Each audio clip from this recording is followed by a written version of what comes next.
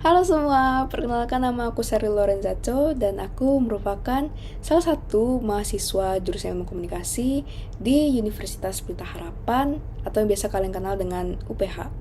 Dan aku merupakan salah satu bagian dari angkatan 2021. Hari itu aku membuat video pertama aku. Jadi ini video perdana aku melakukan podcast. Dan aku bakal cerita ke kalian, aku bakal share ke kalian tentang mengapa, apa dan kenapa aku ngambil jurusan ilmu komunikasi sebagai jurusan perkuliahan aku.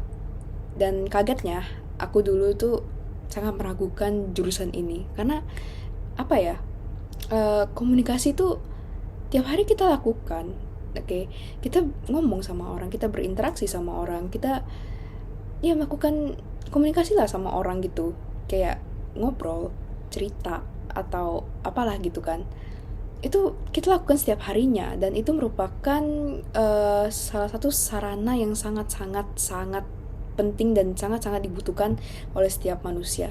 Yang dimana kalau kita nggak berinteraksi sama orang, kita tuh memang nggak bisa, karena kita tuh merupakan makhluk sosial.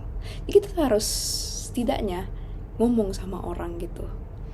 Dan awalnya aku kayak bingung gitu, kayak karena hal itu aku kayak bingung kenapa harus dibuat jurusan ilmu komunikasi. Kayak kalian bayangin, komunikasi itu dipelajari padahal tiap hari dilakukan.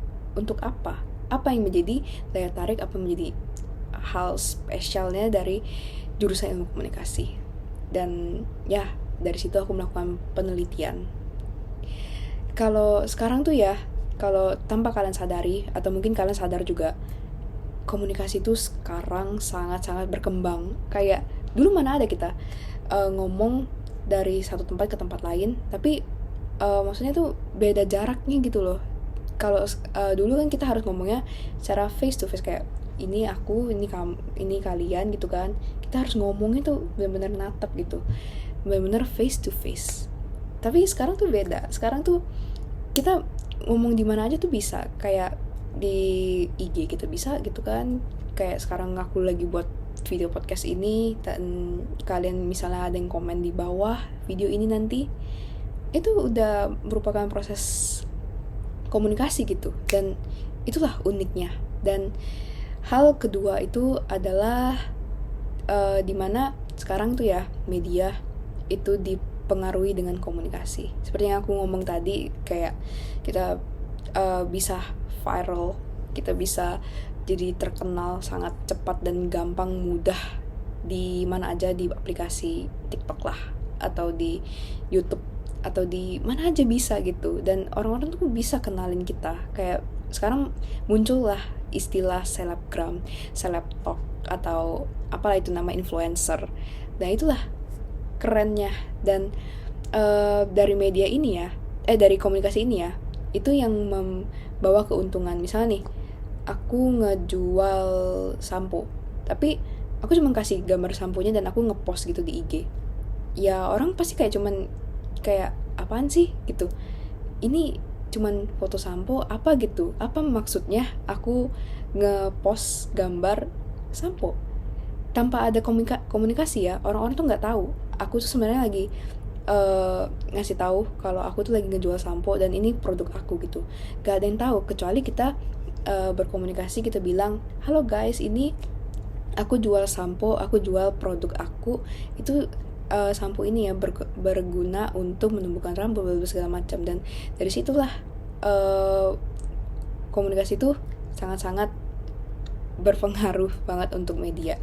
Dan alasan aku yang ketiga itu karena prospek kerjanya yang sangat luas. Jadi aku tuh bisa kemana aja, aku ngambil apa aja tuh aku bisa gitu, karena ya komunikasi. Karena semua hal tuh perlu komunikasi. Kayak aku bisa aja tuh, aku dari aku ke apa sih namanya, ke bidang bisnis, aku bisa. Aku mau ke bidang apa aja aku bisa karena memang seluas itu sih. Dan ya alasan keempat, aku sebenarnya aku orangnya introvert. Aku nggak bisa sih, harusnya aku ini bukan jurusan yang cocok di aku sebenarnya. Tapi aku kayak merasa ya, aku butuh yang namanya tuh challenge gitu.